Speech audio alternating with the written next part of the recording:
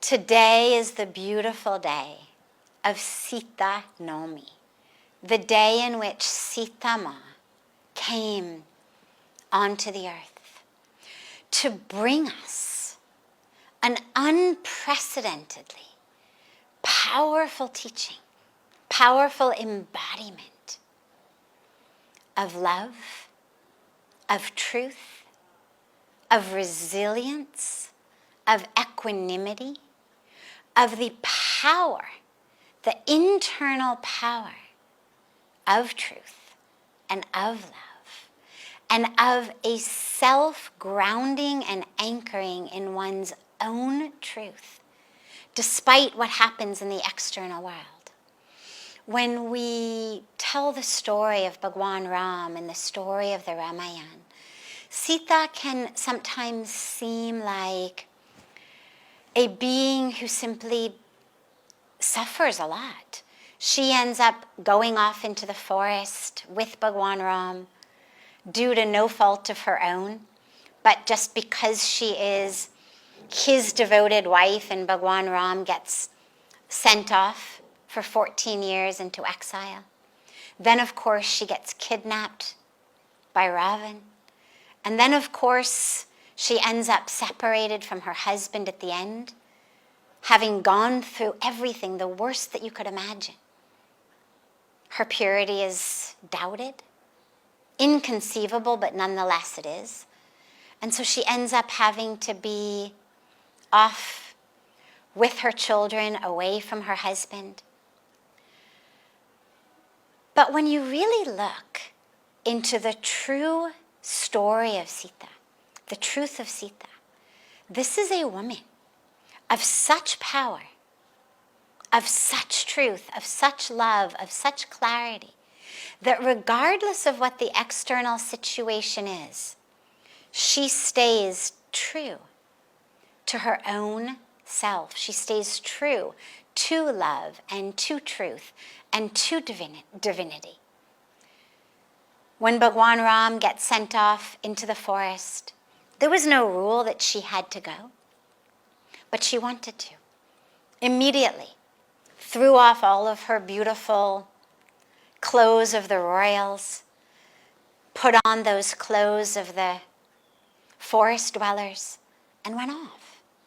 And became this Devi of the forest, this goddess of the forest, taking such beautiful care of Bhagwan Ram, of Lakshman, and really bringing not just logistic comfort to them, but that presence of love, of nourishing, of nurturing, of comfort at a time of such challenge and such difficulty that they were going through, having been sent away by their own father.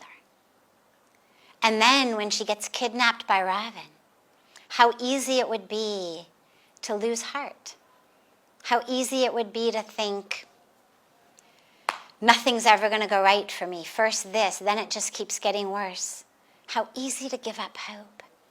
How easy even to give in to that which was being asked of her. To give up who she was in order to try to better her situation when she had been kidnapped by Ravan. But she didn't. She didn't lose hope. She didn't lose herself.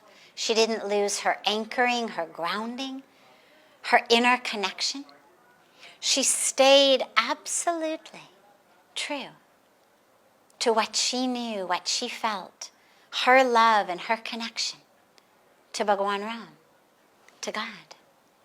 And then, after the war, as she thinks on some level that now there's going to be this beautiful, beautiful new life back in Ayodhya, with her husband, with the children who are on their way, she finds out that actually just due to the dirty mind of a villager, the small mind, the narrow-minded mind of a villager who doubts her in his own smallness, that she actually ends up having to go away.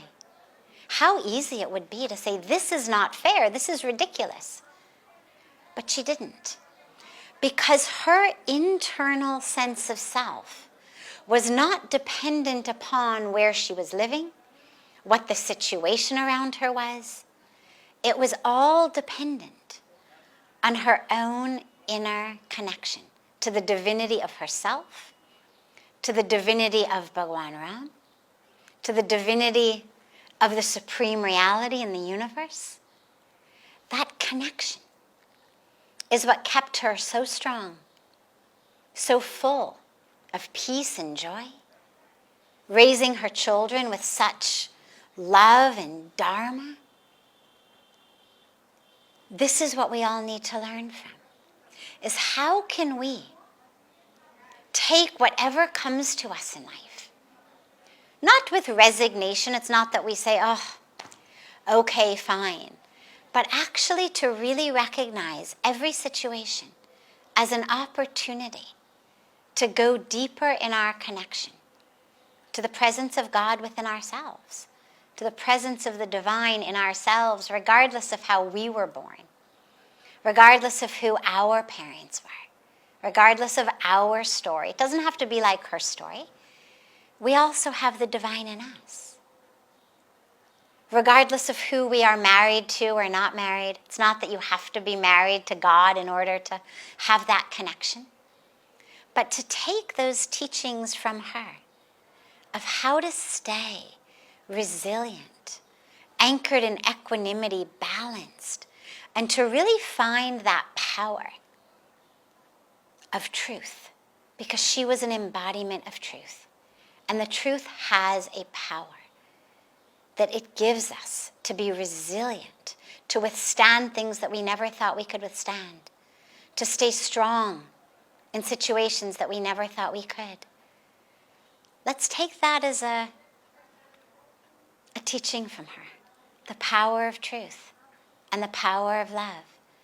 Her love for God, for Bhagwan Ram, kept her so strong, so anchored, so grounded, so true. Let us take that message, take that inspiration in our own lives. Whatever it is that we may face, can we find within us that love for God by whatever name, whatever form we worship, however we are connected to the divine. But find that power of love within us to enable us to not just withstand difficult situations, but actually to bring forth from within them beauty and joy and love and blessings. Because that's what she did. She didn't just withstand difficult situations. She actually turned them into beautiful, beautiful experiences. Whether in the forest with Ram and Lakshman, whether in the ashram with her children, she turned these situations that could have been so difficult into such times of love and beauty. And even as a prisoner in Lanka, the simple power that emanated from her, that ended up rippling into and affecting and impacting so many there, and that has impacted and taught and transformed and inspired millions, hundreds of millions, probably billions of people since that time who have heard her story in the Ramayana. Let's take that inspiration and find in our lives that power of truth and power of love and power of divinity in our own selves.